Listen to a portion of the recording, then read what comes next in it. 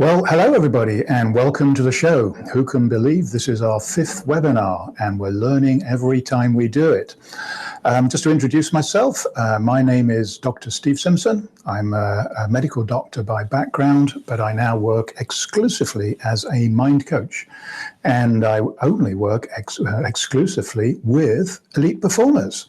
So just in case you think you've joined the wrong channel, you haven't. And I will explain why at some point this evening. But the fact is that we are all capable of elite performance, even though I'm quite sure we're modest, humble, grounded people who think that we're very ordinary, but we're not. Because there is something quite extraordinary that we all share, and that is inside here. We have a brain that is truly a miracle. We have a brain that the scientists are only just beginning to discover, and we have a brain that is way more powerful than any of us believe. And that's what gets in the way of us being elite performers. So I'm coming to you live today. It's 6 p.m., just after 6 p.m. In London. And we're located by the side of the River Thames in Canary Wharf. So surrounded by history and also, although I don't think you can hear it from here, but lots of ringing church bells. The topic today is motivation, and I've also got some questions, and although I didn't particularly ask for motivational type questions, they fit in very well with the show. But before I start with that, when you signed in, and thank you very much, by the way, for signing in, your support is truly appreciated, because there would be no point me sitting here talking to myself. I do actually have other stuff to do, but you're here and that makes it perfect. Now, when you signed up, you would have got a poll asking you to cast your vote. What's your favorite way of learning stuff, or words like that.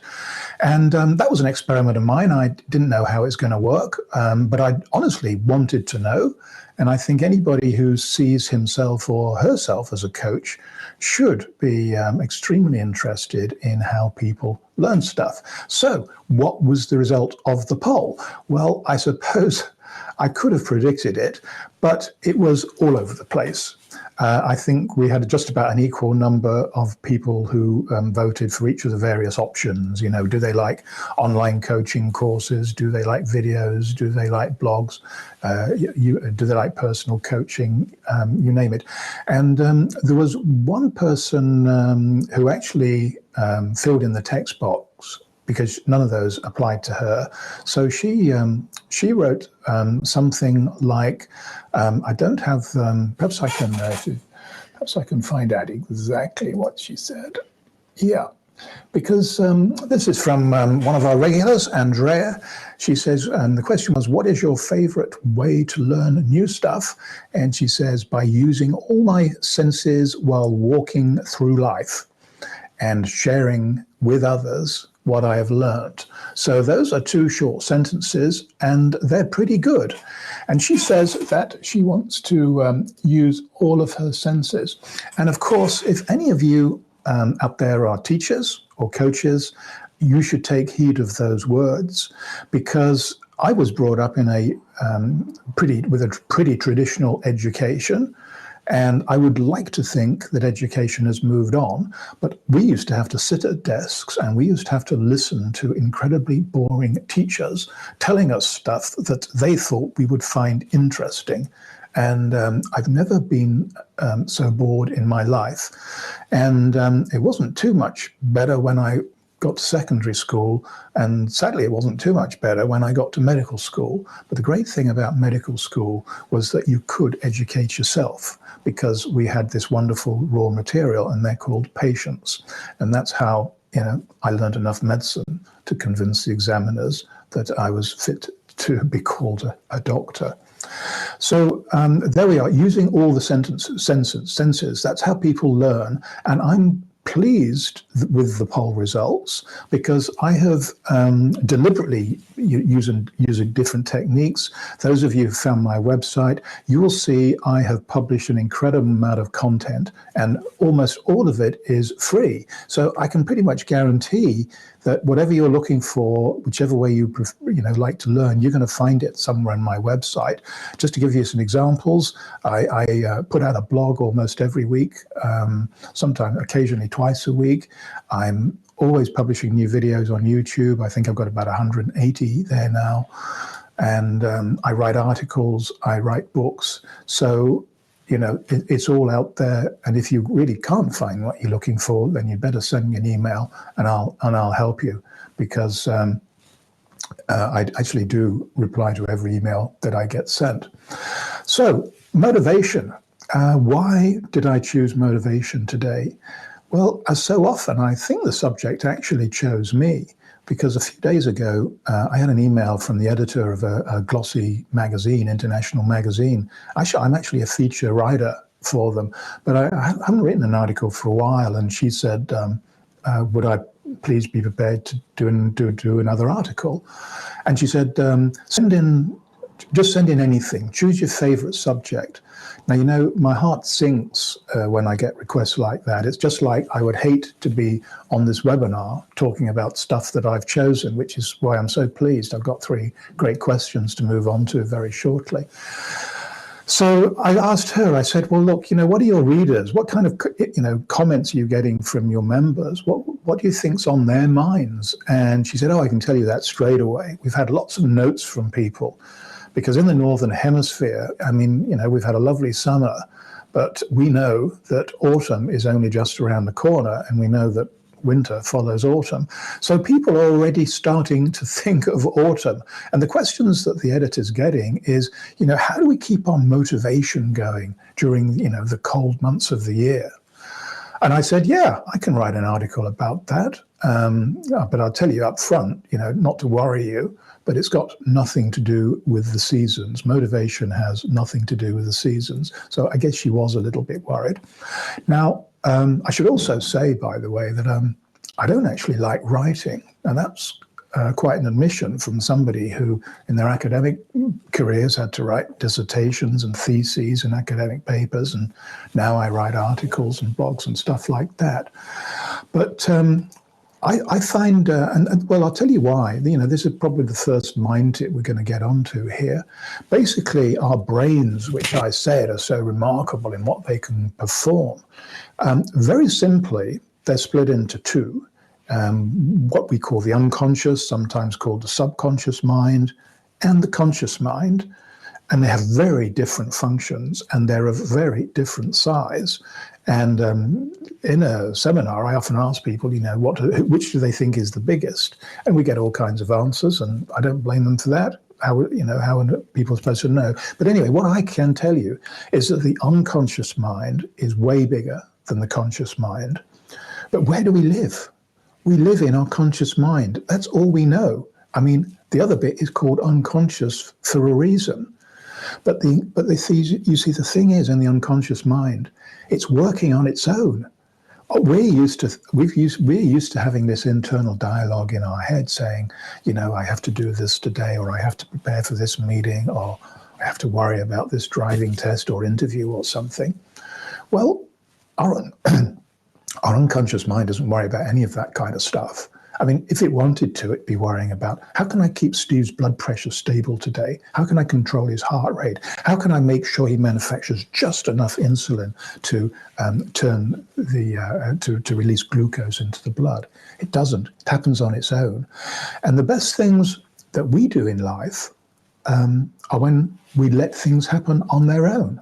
And so often the elite performers that I work with, they tell me that. They say, what was different today? I was able to let go, Steve. I got out of my own way for a change. Those are very common statements, and these are significant. They're not random statements. So, I take those seriously, and I suggest you should too. So why don't I like writing? I don't like writing because if I'm having to think about every word and type it in, then I'm not using my unconscious mind. And writing, creating words, creating a message is supposed to be creative. So how do I get around that? Well, technology has come to my aid because, as you will know probably better than me, we have these wonderful phones and iPads and laptops and all that kind of stuff. And almost all of them now have a voice recognition system. So I just put on a simple microphone like I'm wearing at the moment and plug it in, and I just talk. And this article I had to write this week on motivation was 1,000 words. And I think it took me well under an hour. And I hardly had to change anything. I mean, the voice recognition sometimes can misinterpret even such a clear voice as I have, can you believe? And if you don't double check things pretty carefully, you can get yourself into a lot of trouble with that. You can say all kinds of stupid stuff. But there again, I watch TV and I see other people saying stupid stuff, so maybe it doesn't matter. But anyway, that is a way around motivation. And in this article, I said, well, in fact, maybe this is the time to move on to some questions, because I think I can tie these in. The first question is from Lucy, and she says, how can I stay motivated to exercise even when tired? Well, one of the things that I say to all my clients the first time that I see them, and it's usually nearer the beginning of our meeting than the end, I say, you actually don't have anything to worry about. Whatever it is that you've come to see me about, it's nowhere near as serious as you think it is. In fact, I can tell you this up front. I'll tell you two things, actually. First of all, that luck is not random. I'm sure that I can convince you of that. And if you were able to attract a little more luck into your life, that would help take care of a lot of problems, wouldn't it? Yeah. The second thing is that I say, even if you're not interested in luck or any of the stuff that I talk about, I can tell you that inside you have everything you already need. So I don't have to give you anything. It is there. But it's possible that you've forgotten where this is hiding, or you've forgotten how to use it. But you see, our brains, they're not of infinite intelligence, but they're certainly of incredible intelligence. And people have all kinds of different ways of describing that. They say, they might talk about the unconscious mind, as I have. They might talk about some universal wisdom out there. They might talk about universal giants who they sometimes feel are on their side when the going gets rough and help them through. People obviously talk about their religion because there's no question that faith can provide great comfort to people, particularly in times of stress. Psychologists like Carl Jung, his most famous paper was about the collective unconscious. It took him 30 years to have the courage to publish this paper because he knew how controversial it would be. But he felt that we were connected in some strange way to everybody else on the planet. Well, it's perhaps not so far-fetched when we think about it now, because the advances in quantum theory, where a recent experiment shows that you can excite one subatomic particle in this part of the world, and because of a process of entrainment, I think, or entanglement or something like that, the same thing will happen to a subatomic particle the other side of the world. I think that's, I'm not going to say any more about quantum theory. Maybe on one webinar we will. So it is a pretty interesting subject. So if you already have everything inside you, Lucy, that you already need, from your question, going back to your question, how can I stay motivated to exercise even when tired? Just because motivation has nothing to do with the season, it also, may I suggest, has nothing to do with you're tired. You look at kids when they're playing. I mean, those of you who have kids, the hardest thing about bringing a kid up is persuading them to go to bed. They don't want to go to bed. You never ever say, oh, I'm so tired, I have to lie down. I'm so tired today, I can't go out and play with my friends. You see, because they are connected to their motivation.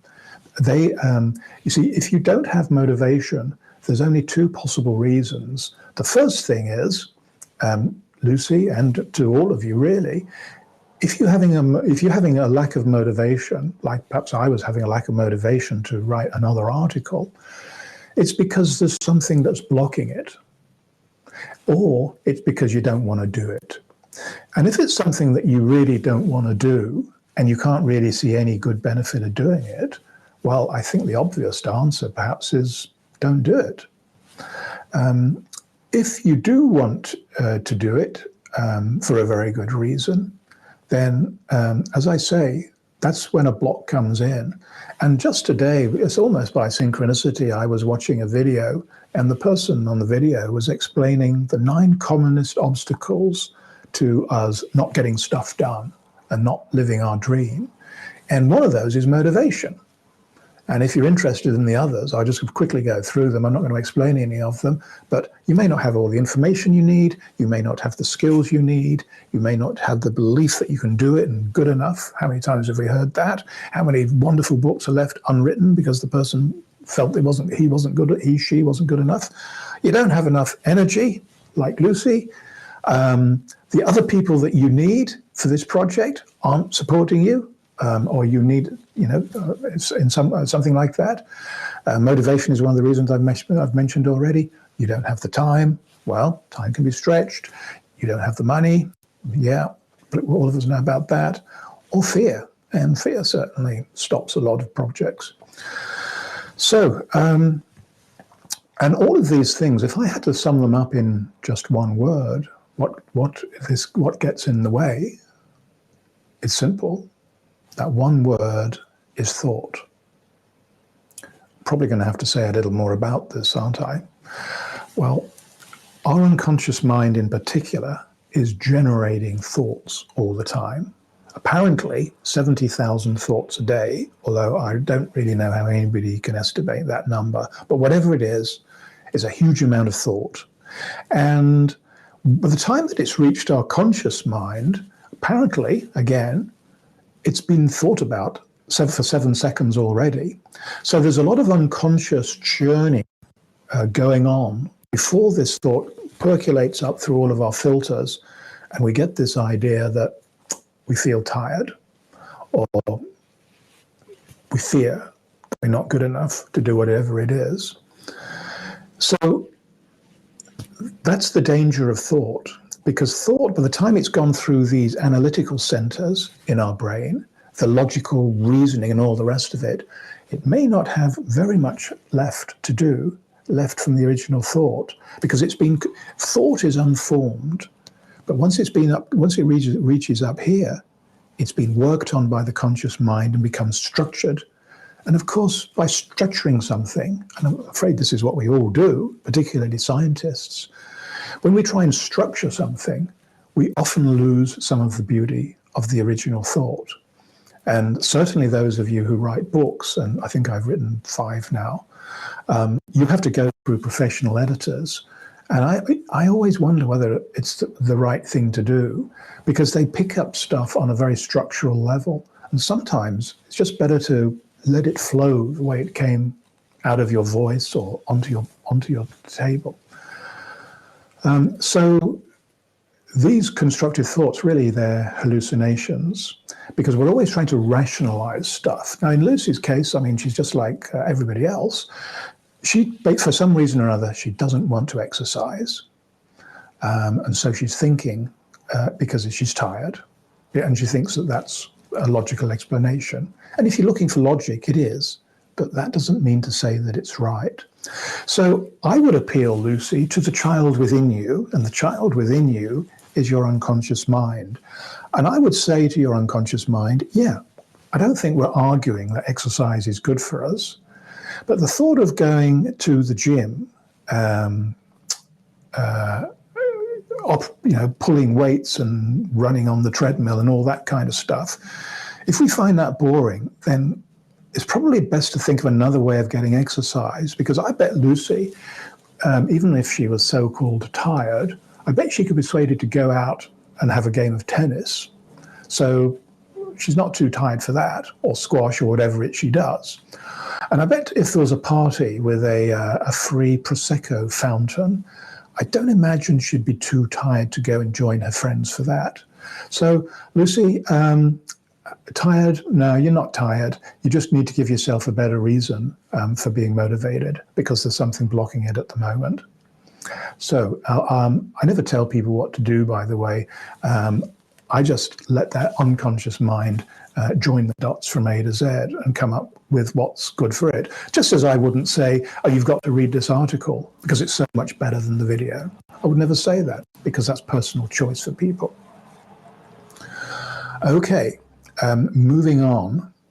The next question I'm going to take, it's listed coming from Caroline. It's not from Caroline, actually. It's from somebody else who, for some reason, couldn't get their question posted.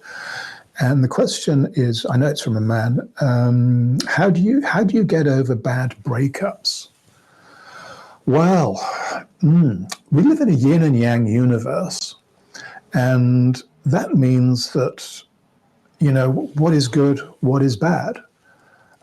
Some people have breakups. Other people are meeting their new soulmate.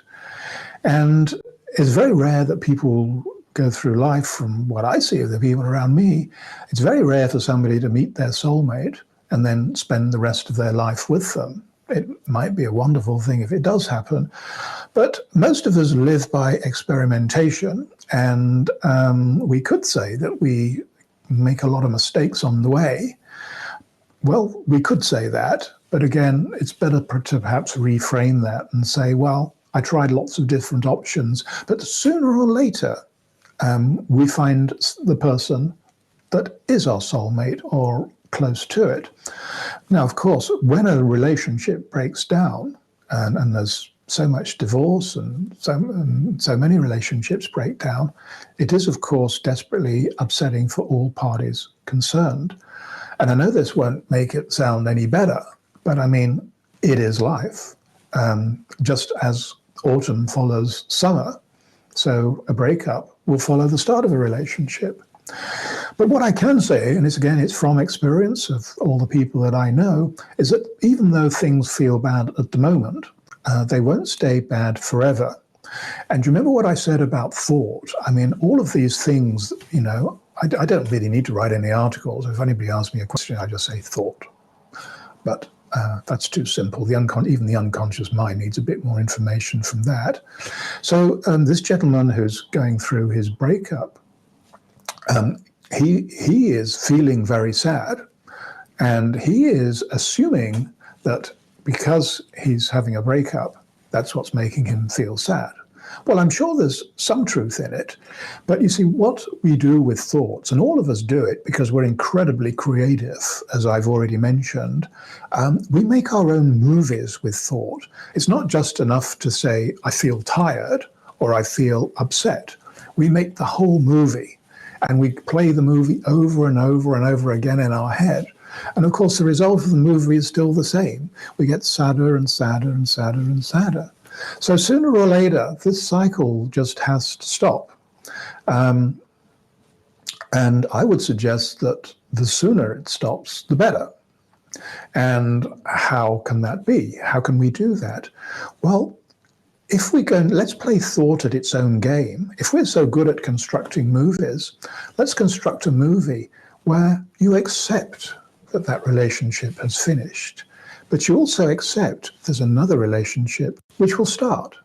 Maybe not today, maybe not tomorrow, but it'll start at some time.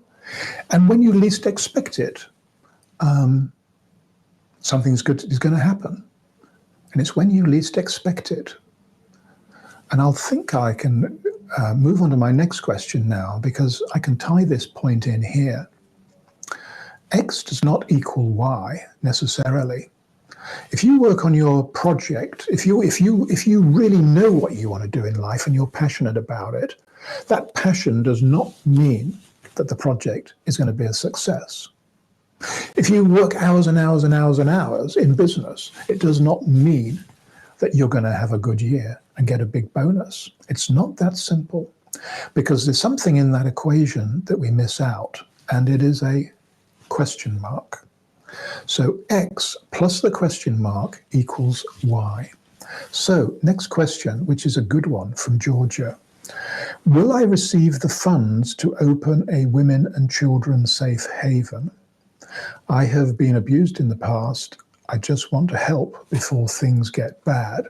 Well, obviously, Georgia, we all are terribly upset for you and can understand your pain and also understand why you are so connected. So I don't think there's any lack of motivation in your project here. I think you have plenty of motivation, and it's all for the right reasons. Because one of those reasons is, of course, is that because if you're doing something that helps other people, for some strange reason, that greatly increases the chances of success. Probably has something to do with spirituality or the mind, body, and soul relationship. Anyway, will I receive the funds to open a women and children's safe haven? Now, you remember when I mentioned those 9 obstacles?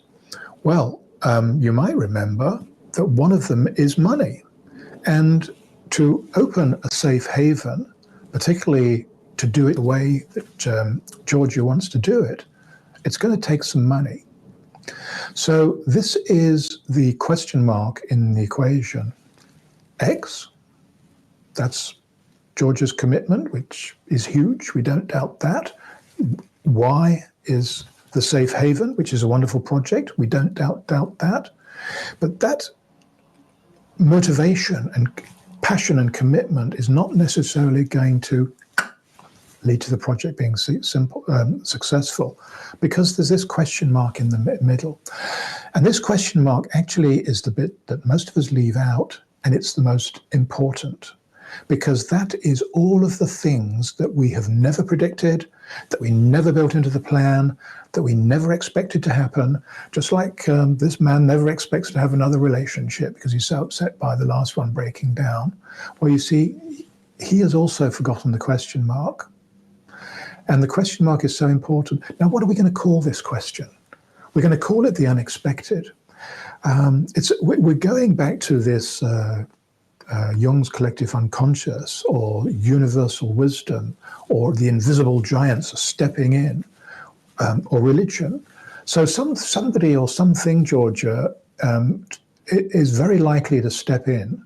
And you can't see where the money's going to come from yet. But the thing is, you don't need to. You really do not need to. In fact, if you worry about it too much, that could actually lessen the chances.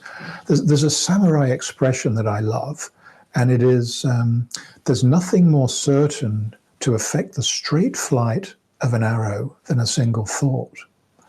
In other words, it's unconscious. So what do? Do you just stay at home, was waiting for something unexpected? No. You do what you can do. You know what you're capable of at the moment. Not everything takes money, or not everything takes a lot of money. You can do a lot of planning. You can build some support. You can address all those other 8 things that I mentioned. Well, 7, because you don't need to worry about the motivation. You've got plenty of that. And building your team around you. All of those things. Doing those things, that will not be time wasted. And you will be tested. Sooner or later, you're going to feel this isn't going to work.